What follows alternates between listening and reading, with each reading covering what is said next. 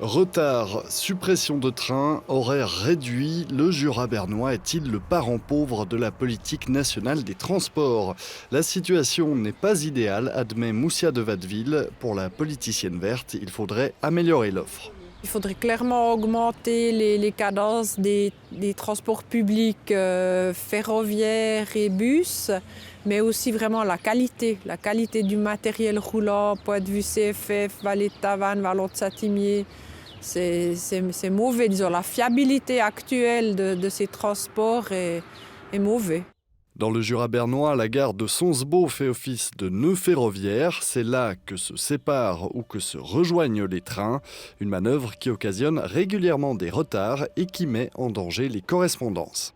Je préférerais des temps de parcours peut-être de 2-3 minutes plus longs, mais où on est sûr de choper notre correspondance. Peut-être que les CFF veulent en faire trop en bourrant le réseau, mais du coup ça laisse aucune flexibilité à ces trains en retard. Il faut savoir ici que si vous partez de Tramelan, vous êtes avec les CJ.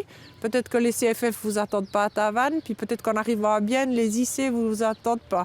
Chaque changement de train cumule un risque de louper une correspondance. Pour relier deux localités du Jura bernois en transport public, il faut souvent passer par Bienne et c'est ainsi beaucoup plus long par le rail que par la route.